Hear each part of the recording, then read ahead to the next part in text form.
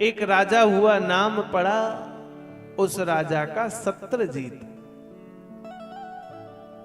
अब द्वारिका जाना तो द्वारिका में बटुकेश्वर महादेव मंदिर है, बटुकेश्वर।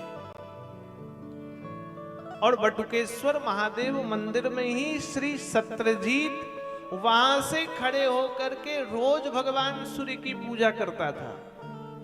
भगवान सूर्य की पूजा करने से बटुकेश्वर महादेव की कृपा से सत्रजीत को शैमंतक नाम की मणि निकली। अभी आप लोगों ने मोदी जी को द्वारिका में नीचे पानी के भीतर जाते देखा होगा। वो भूमि बटुकेश्वर महादेव के सामने वाली है, जहां डूबी हुई द्वारिका है।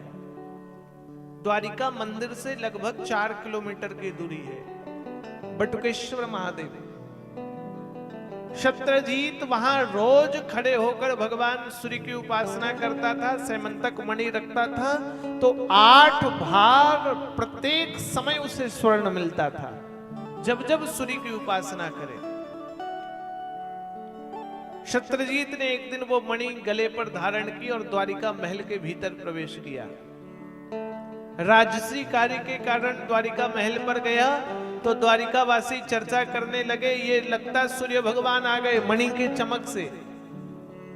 भगवान ने कहा ये सूर्य भगवान नहीं, सत्रजीत है। और मजाक में भगवान ने सत्रजीत को कहा, सत्रजीत इस मणि को करोगे तुम क्या? ये मणि मुझे दे दो, इस मणि से जो धन निकलेगा द्वारिका के गरीब लोगों को ये धन वितरित कर दिया जाएगा। सत्रजीत को लगा कन्हैया चोर है। बचपन में माखन चुराया, नहीं मिला तो कपड़ा चुराया, किसी की गौएं चुराया और गोपियों का चीर चुरा लिया, सखाओं का मन चुराया, इसलिए चितचोर कहलाया। ये चोर है। सत्रजीत ने मणि देने से मना किया और मणि ला करके सत्रजीत ने मंदिर पर स्थापित कर दिया। पहले मंदिरों में चोरी नहीं होती थी, कैमरे सीसीटीवी नहीं लगते थे, बुरा ना मानना। अब तो लोग कथा में भी आते हैं तो चप्पल नीचे दाब कर बैठते हैं, चप्पल ना चला जाए। और हम देखें थोड़ी देर कथा होगा तो थोड़ी देर बाद चप्पल ताकेंगे। और जो पीछे खोल आए हैं उनका तो हार्ट फेल होगा यदि नया चप्पल पहन आए।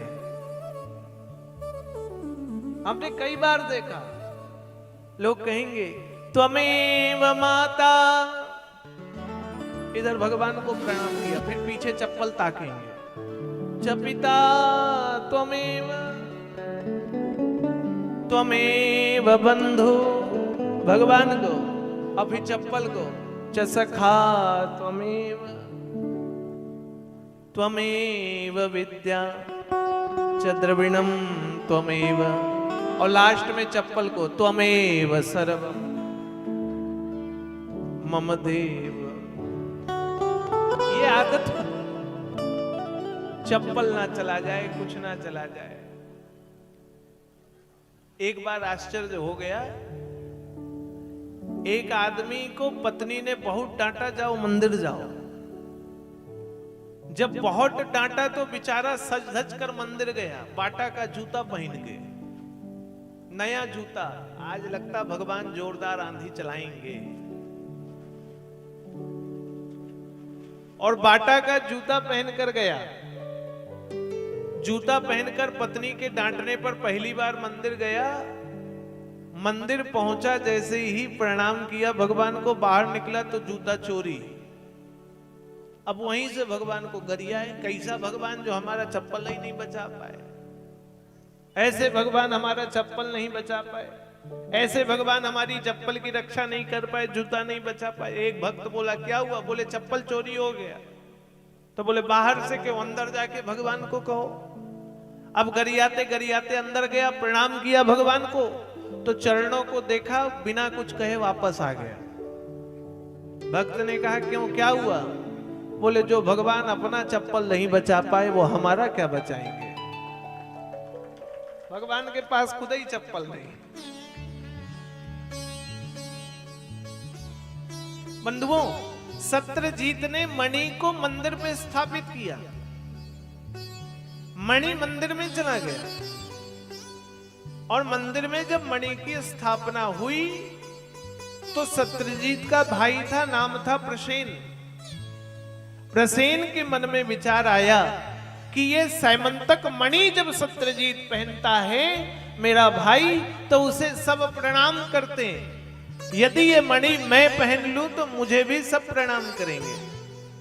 तो जानते हो सत्यजीत के भाई प्रसेन ने मणि पहनी। मणि जब पहनी तो सकल लोग, सकल जगत उसे प्रणाम करने लगा। सबने प्रणाम किया तो प्रसेन को लगा मैं ही राजा हूं, मैं ही शक्तिशाली हूं, मैं ही सामर्थ्यशाली हूं।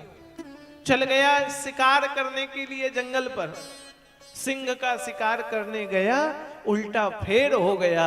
सिंह ने प्रसेन का शिकार कर दिया। अभिमान पर आ गया प्रसेन। सिंह ने मणि छीन ली।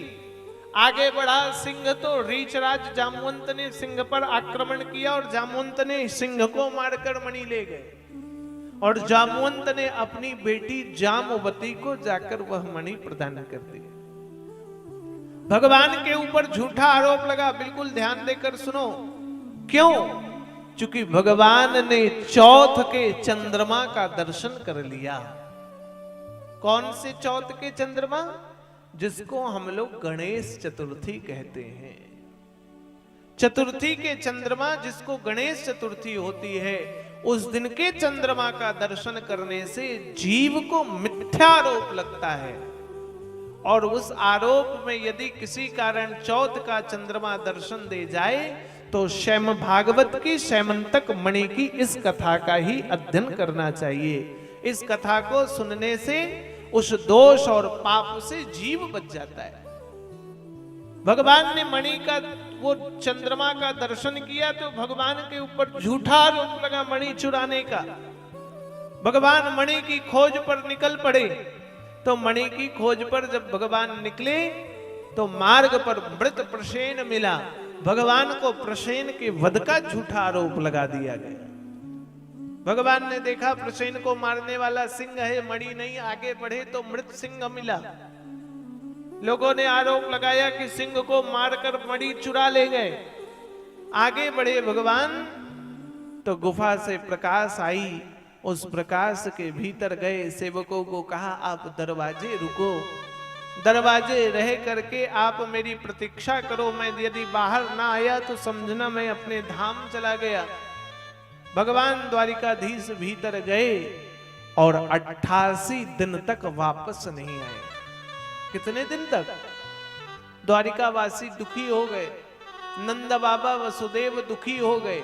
और कथा कहती है श्री वसुदेव जी ने अपने पुत्र के रक्षार्थ नवाह परायण देवी भागवत का अनुष्ठान करवाया। पुत्र के रक्षार्थ भगवान भीतर गए तो वहां जामवंत से भेंट हुई। युद्ध हुआ श्री जामवंत जी से। जामवंत जी परास्त नहीं कर पाए भगवान को, जीत नहीं पाए जामवंत जी। तो चरणों पर गिरे। कौन है? आज सुदर्शन चक्र धारण करने वाले ने जामवंत जी को रामावतार का दर्शन कराया। गदगद हो गए जामवंत जी, लज्जित हुए और जामवंत जी ने सैमंतक मणि भगवान को दे दी।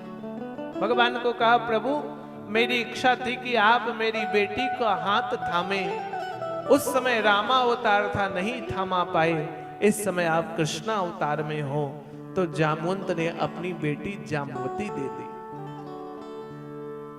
उधर सत्यजीत लज्जित हुआ, मैंने भगवान के ऊपर झूठा आरोप दिया। तो सत्यजीत ने अपनी बेटी सत्यभामा का विवाह कर दिया। सत्यभामा से भगवान का विवाह हुआ। सूर्य की पुत्री कालिंदी से भगवान का विवाह हुआ। मित्र, विंध्याभद्रा और लक्ष्मणा नाम के भगवान की 8 पटरानियां हुई। कितनी? कथा जल्दी जल्दी कहते, कहीं तूफान आ गया तो खूंटा पकड़ना पड़ेगा। तुम तो भाग जाओगे, हम फंस जाएंगे।